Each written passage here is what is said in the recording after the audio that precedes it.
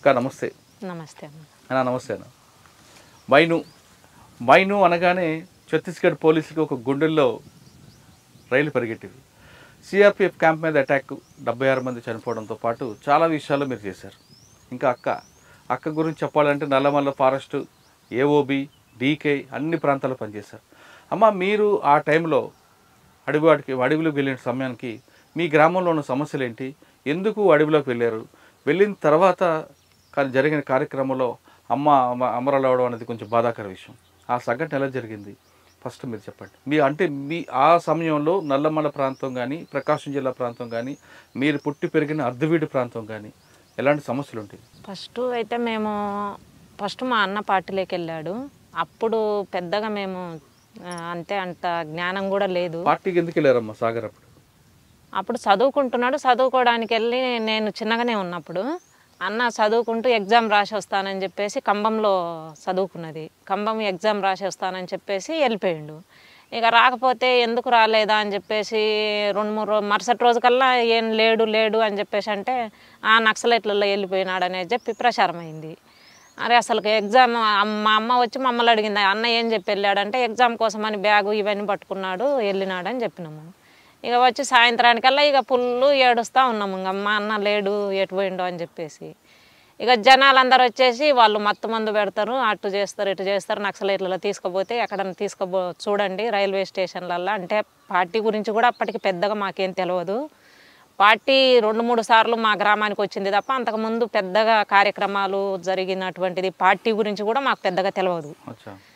తర్వాత అంత ఆలోచించేంత జ్ఞానం కూడా కాదు మాది, చిన్నగానే ఉన్నాము. ఇంకా అన్న వెళ్ళిన తర్వాత అంటే అన్నకంటే నేను 5 సంవత్సరాలు చిన్న. ఇంకా వెళ్ళిన తర్వాత చాలా లెక్క ఎతికినాము, రైల్వే స్టేషన్లు, బస్ స్టేషన్లు, మనకు తెలియదు పార్టీ ఎక్కడ అంటే తీసుకొని వెళ్ళి ఎటో తీసుకెళ్తారు అనేటువంటిది ప్రచారం ఉన్నది. అట్లా తిరిగినాము, చుట్టుపక్కల ఊర్లు తిరిగినాము. అంత లెక్క తిరిగితే కొండ దాటేసి యువతల సైడు అంటే మా ఊరు అర్ధవీడు మండలము లక్ష్మీపురం విలేజ్, అటు వెలగలపాయ లోయ అంటారు, ఆ లోయలో మా ఊరు ఉండేది. అయితే యువతల సైడు శంకరాపురం అని చెప్పేసి అక్కడ అర్ధవీడు పక్కన అక్కడ దళం ఉన్నదని చెప్పేసి తెలిసిన తర్వాత అక్కడికి వెళ్ళిండ్రు. అక్కడికి వెళ్తే వీళ్ళు మా వాళ్ళు వెళ్ళేసరికి వాళ్ళు లేరు. అట్లా దాదాపు 4 రోజులు 5 రోజుల తర్వాత ఎక్కడో ఊరు దగ్గర ఉన్నాడు అని చెప్పేసి తెలిసినాక పోయి పట్టుకున్నాము. ఇక పట్టుకొని రావాలి ఇంటికి అని చెప్పేసి నేను, మా అన్న, మా చెల్లెలు, మా అమ్మ ముగ్గురం ఇంటికి రావాలని చెప్పేసి ఒకళ్ళం డ్రెస్ వదులుతాము, ఒకళ్ళం తుపాకీ తీసేస్తాము.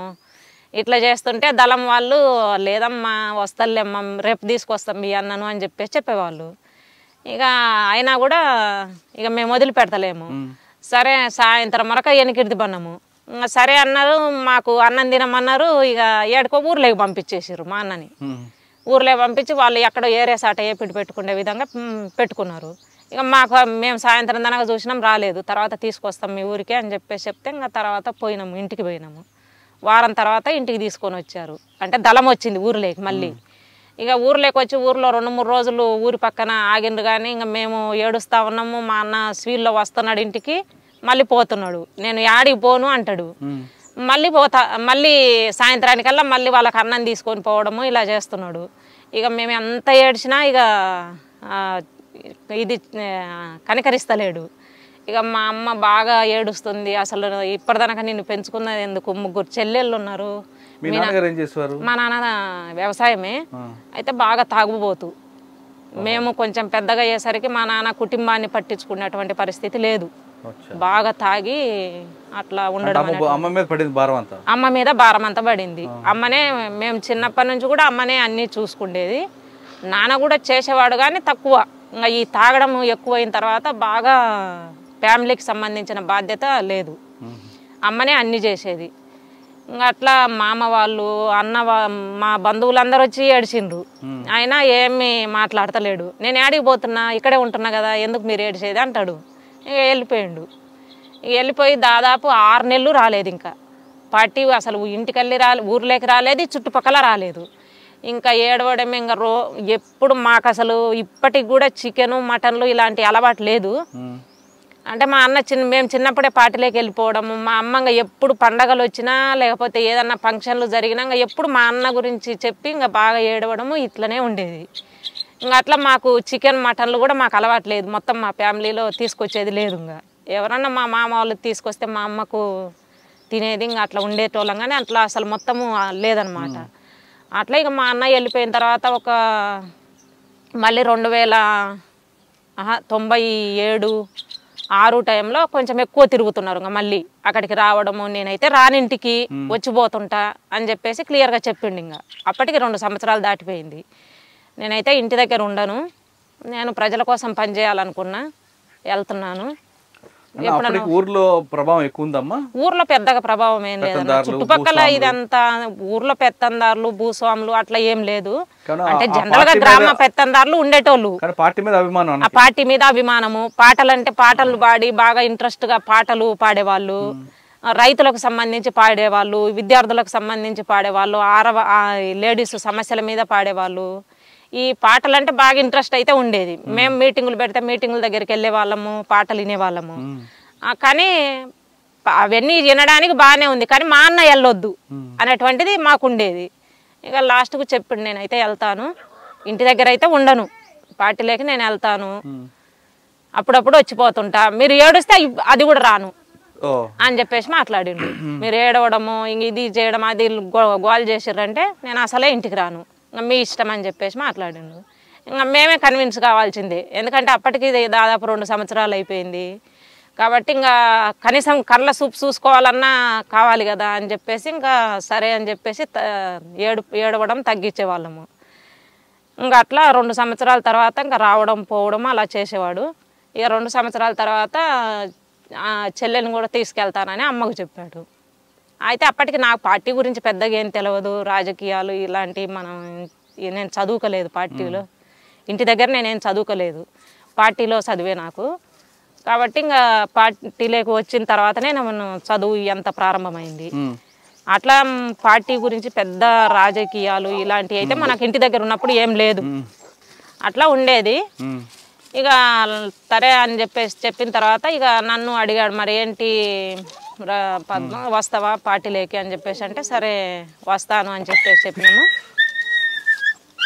వస్తాను అని చెప్పి ఇక ఫస్ట్ కొన్ని రోజులు సరే వచ్చి ఫస్ట్ దళం పద్ధతులు పార్టీ పద్ధతులు చూడు, ఆ తర్వాత నువ్వు నీ ఇష్టం. అది పార్టీలు అయితే మంచి బాగుంటారు జెంట్స్, ఈ బయటి సమాజం లాగా పెళ్ళిళ్ళు అయినా ఈ బయటి సమాజం లాగా తిట్టడం కొట్టడం తాగడము ఇలాంటి ఉండవు లక్షణాలు చెప్పాడు. చెప్పిన తర్వాత అయితే మధ్యన వెళ్ళొచ్చే వాళ్ళము, 1 వారము 10 రోజులు ఉండడము రావడము, నేను మా అమ్మ ఇద్దరం వెళ్ళేసి. అట్లా వచ్చిన తర్వాత ఇంకా 97 ఆ టైంలో ఫుల్ టైమర్గా వెళ్ళిన పార్టీలోకి వెళ్ళిన. 2007 నల్లమల దళమే. అప్పుడు బాలన్నని తూర్పుగోదావరి పశ్చిమ గోదావరి ఆయన ఇప్పుడు బయట ఉన్నాడు, బయటనే ఉంటున్నాడు, కమాండర్గా ఆయన ఉన్నాడు. ఇంకా అన్న కూడా అదే దళంలో ఉన్నాడు. నేను అమ్మ ఇద్దరం వెళ్ళినాము, వారం రోజులు అట్లా ఉన్నాము, మళ్ళీ ఇంటికి వచ్చేసినాము, మళ్ళీ వెళ్ళే వాళ్ళము. అయితే అన్నిటికంటే నాకు పోవడానికి బాగా అంటే ఈ అన్న చెప్పడం ఒకటి, ఇక పోలీసులు బాగా తిరగడము, ఇంటికి వచ్చేసి ఇంటి మీద దాడి చేయడము, అసలు ఎవరు ఉండరు మా ఇంట్లో, మగవాళ్ళు ఎవరు లేరు, మా నాన్న ఎక్కడో ఉండేటోడు, ఎవరు మా మేనమామ వచ్చి మా ఇంటి దగ్గర కూర్చున్నా కూడా ఈడు సాగరే అని చెప్పేసి, సాగర్ అంటే అప్పుడు ఈడు ప్రతాప్ అని చెప్పేసి తీసుకొని కొట్టుకుంటూ పోవడము. తర్వాత నేను ఇంటి దగ్గర ఉంటే నువ్వు వాడి భార్యవా వాడు చెల్లివా అనేటువంటి ఆ మాటలు ఉన్నాయి చూడు, అసలు కనీసం ఎవరు నువ్వు అనేటువంటిది అడిగే ఇది కూడా లేదనమాట. అట్లా మాట్లాడేవాళ్ళు. అసలు వీళ్ళకి ఏంది ఇంత ఇదిగా అడుగుతున్నారు, అసలు భార్య అనేది చెల్లి అనేటువంటిది తెలుసుకోకుండా కూడా ఎట్టనంటే అట్లా మాట్లాడుతున్నారు, కొడుతున్నారు. నన్ను కొట్టిండ్రు, మా అమ్మను కొట్టిండ్రు, మీ అన్న ఎక్కడున్నాడు అని చెప్పేసి మాట్లాడితే, ఎక్కడున్నా మా తెలియదు, పోయి పట్టుకోండి, మాకు దిక్కు లేకనే మేము ఏడుస్తున్నాము అని చెప్పేసి మాట్లాడినాము. ఇక మమ్మల్ని కొడితే మళ్ళీ తర్వాత ప్రజా సంఘాల వాళ్ళు ఎవరో పత్రిక వాళ్ళు వచ్చిండ్రు, వచ్చి అడిగినరు, మిమ్మల్ని ఏమన్నా పోలీసులు ఏమన్నా ఇబ్బంది పెట్టారా అంటే, అవును కొడుతున్నారు, వచ్చి వారానికి ఒకసారి వస్తారు, 2 రోజులకు ఒకసారి 3 రోజులకు ఒకసారి వచ్చి ఇంటి మీద పడి కొడుతున్నారు, బంధువులను కొడుతున్నారు, ఇట్లా చేస్తున్నారు అని చెప్పేసి అని ఇంకా ఈ అంతా ఎందుకు నేను వెళ్ళిపోతానని చెప్పేసి ఇంకా నేను పార్టీలోకి వెళ్ళిపోయాను. అంటే పోలీసులు వేధింపులే మీకు అటువైపు తీసుకురావడానికి? పోలీసులు వేధింపులే. నాకైతే మెయిన్ పార్టీలోకి అంతకుముందు అంత వెళ్ళాలనేటువంటి ఇంట్రెస్ట్ అయితే లేదు. అన్న చెప్పినా కూడా ఆ పార్టీ రాజకీయాలు మనకు తెలియదు కాబట్టి అంత పెద్దగా ఇది లేదు, కానీ పోలీసుల వేధింపుల వల్లనే వెళ్ళిపోవడం అప్పుడు బాగా ఎక్కువ వేధించిన పోలీస్ అట్లా గుర్తు లేదన్న, అట్లా గుర్తులేదు. అంటే సమయం సందర్భం లేకుండా రావడం కొట్టడము అంటే ఓన్లీ పార్టీలోకి వెళ్ళిపోయిన దానికి పోలీసులకు అందరికీ తెలుసు, గవర్నమెంట్కు తెలుసు, పోలీసులకు తెలుసు.